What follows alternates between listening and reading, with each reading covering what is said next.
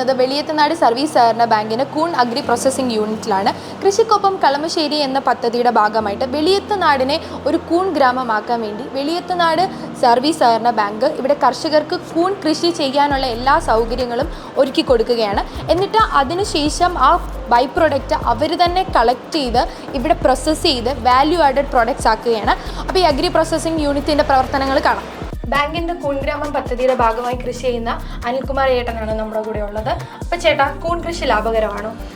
ലാഭകരമാണ്. ഞാൻ കുറേ കാലം വിദേശത്തൊക്കെ ആയിരുന്നു. ഇവിടെ നിന്ന് പല കൃഷികളൊക്കെ ചെയ്ത് ഞാൻ പരീക്ഷിച്ച് നോക്കി. മീൻ വളർത്തൽ അങ്ങനെ പലതും നോക്കിയിട്ട് അതെല്ലാം സത്യത്തിൽ ബുദ്ധിമുട്ടാണ്.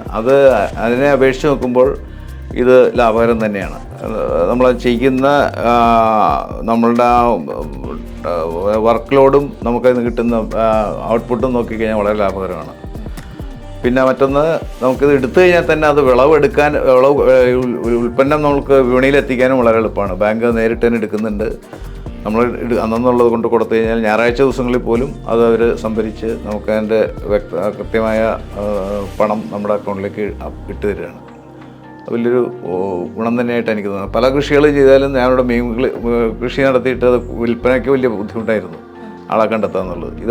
ഇങ്ങനെ യാതൊരു ബുദ്ധിമുട്ടുമില്ല, ഒരു പ്രശ്നമില്ല, വളരെ എളുപ്പമാണത്. എനിക്ക് പറയാനുള്ളത് ഒന്ന്, വളരെ എളുപ്പത്തിൽ ചെയ്യാവുന്നൊരു കൃഷിയാണ്.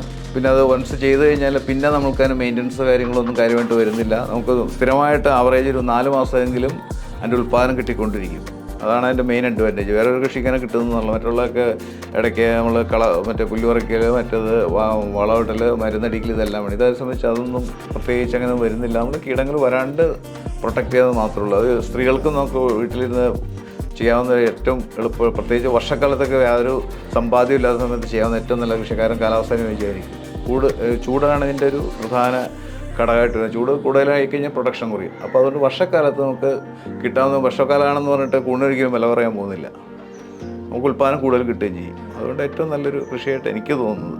അപ്പോൾ ബാങ്ക് കളക്ട് ചെയ്ത കൂണ് അവരാദ്യം ഫ്രീസറിൽ സ്റ്റോർ ചെയ്ത് വെക്കും. അത് കഴിഞ്ഞിട്ട് എൻ്റെ നെക്സ്റ്റ് സ്റ്റെപ്പ് എന്ന് പറയുന്നത് ഡ്രൈയിങ് പ്രോസസ്സാണ്. അപ്പോൾ ഡ്രൈ ചെയ്ത കൂണ് നമുക്ക് കാണാം.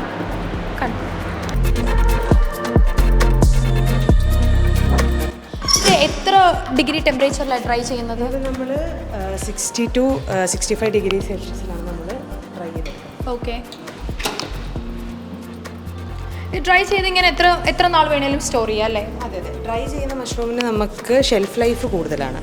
ഒരു 1 ഇയറോളം, അൺടിൽ നമ്മൾ അതിനെ ഒരു എയറുമായിട്ട് കോണ്ടാക്ട് വരുത്താതിരുന്നു കഴിഞ്ഞാൽ നമുക്ക് എത്ര നാൾ വേണേലും യൂസ് ചെയ്യാനായിട്ട് പറ്റും. ഇത് കാണിക്കൂ.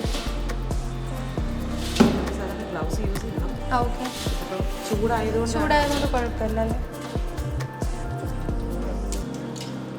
അപ്പോൾ ഡ്രൈ ചെയ്ത കൂണ് പൾവറൈസ് ചെയ്യുന്നവന് പൊടിച്ചെടുക്കും അല്ലേ?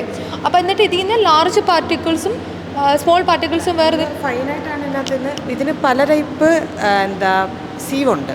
അപ്പോൾ അതിലൂടെ നമ്മൾ പൊടിച്ചെടുത്ത് കഴിയുമ്പം നമ്മൾ ഇതിലൂടെ കളക്ട് ചെയ്യും. എന്നിട്ട് നമുക്ക് പാർട്ടിക്കിൾ സൈസിൽ ഡിഫറൻസ് ഉണ്ടെങ്കിൽ നമ്മൾ സിഫ്റ്ററിൽ വെച്ച് സിഫ്റ്റ് ചെയ്തെടുക്കും. ഓക്കെ. അത് പാർട്ടിക്കിൾ സൈസിന് ഡിഫറൻസ് ഉണ്ടെങ്കിൽ മാത്രമേ അങ്ങനെ ചെയ്യത്തുള്ളൂ? അത് ഓരോ റിക്വയർമെൻറ്റിനനുസരിച്ചായിരിക്കും. നമുക്കിപ്പോൾ ഫൈൻ പൗഡേഴ്സ് ആണെങ്കിൽ നമുക്ക് അന്നേരം നമ്മളൊന്ന് അഷ്യൂർ ചെയ്യാനായിട്ട് നമ്മൾ ഇതിൽ വെച്ച് സിഫ്റ്റ് ചെയ്ത് എടുക്കുന്നത്. സിഫ്റ്റ് ചെയ്തെടുക്കുമ്പോൾ ഇപ്പോൾ എന്തെങ്കിലും പാർട്ടിക്കിൾ സൈസ് ഡിഫറൻസ് ഉണ്ടെങ്കിൽ നമുക്ക് അതിലൂടെ പാർട്ടിക്കിൾ സൈസ് ഡിഫറൻസ് ഉള്ളത് ഇതിലൂടെ, ബിഗ് പാർട്ടിക്കിൾസ് ഇതുവഴി വരുമായിരിക്കും, സ്മോൾ പാർട്ടിക്കിൾസ് അതുവഴി വരും. ഓക്കെ. അത് കഴിഞ്ഞ് പിന്നെ ബ്ലെൻഡ് ചെയ്യും അല്ലേ?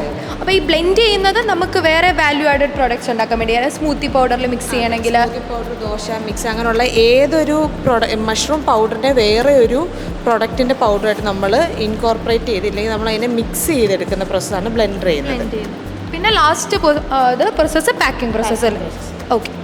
അപ്പം ബ്ലെൻഡിങ് കഴിഞ്ഞിട്ട് ലാസ്റ്റ് പ്രോസസ്സ് പാക്ക് ചെയ്ത് ബ്രാൻഡ് ചെയ്ത് മാർക്കറ്റിലെത്തിക്കുക. നമ്മുടെ ബ്രാൻഡിൻ്റെ പേരെന്തായിരുന്നു? നമ്മുടെ ബ്രാൻഡിൻ്റെ പേര് കൊക്കൂൺ എന്നാണ്. വെളിയത്തുനാട് സർവീസ് സഹകരണ ബാങ്കിൻ്റെ സ്വന്തം യൂണിറ്റാണ് കൊക്കൂൺ. അപ്പോൾ എൻ്റെ കയ്യിലിരിക്കുന്നതൊക്കെ ബാങ്കിൻ്റെ വാല്യൂ ആഡഡ് പ്രൊഡക്ട്സ് ആണ്. അപ്പം ബാങ്ക് കൊക്കൂൺ എന്ന ബ്രാൻഡ് നെയിമിലാണ് മാർക്കറ്റിൽ ഈ പ്രൊഡക്ട്സ് ഒക്കെ എത്തിക്കുന്നത്. ഒരുപാട് വെറൈറ്റി ഓഫ് പ്രൊഡക്ട്സ് ഉണ്ട്. കൊക്കൂൺ മഷ്റൂം പാൻകേക്ക് മിക്സ്, രസം mushroom soup, smoothie powder, mushroom dosa mix. ഇപ്പോൾ എൻ്റെ കയ്യിലിരിക്കുന്ന കൂടാതെയും വേറെ ഒരുപാട് പ്രൊഡക്ട്സ് ഉണ്ട്. ഇത് കൂടാതെ ഇനിയും വീണ്ടും പ്രൊഡക്ട്സ് ഒക്കെ ഇൻട്രൊഡ്യൂസ് ചെയ്യുമെന്നാണ് പറഞ്ഞത്.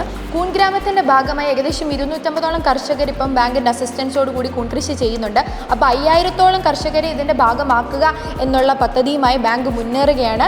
അപ്പോൾ ബാങ്കിൻ്റെ പ്രൊഡക്ട്സ് ഒക്കെ മാർക്കറ്റിൽ എത്തുമ്പോഴത്തേക്കും നിങ്ങൾ വാങ്ങി ട്രൈ ചെയ്ത് നോക്കണം. അപ്പം ഇതുപോലത്തെ വേറിട്ട കാർഷിക വിശേഷങ്ങളും വാർത്തകളും ഒക്കെ ആയിട്ട് ഇനി അടുത്ത എപ്പിസോഡിൽ കാണാം. അപ്പോൾ ചാനൽ ലൈക്ക് ചെയ്യുക, കമൻറ്റ് ചെയ്യുക, ഷെയർ ചെയ്യുക, സബ്സ്ക്രൈബ് ചെയ്യുക. ബൈ.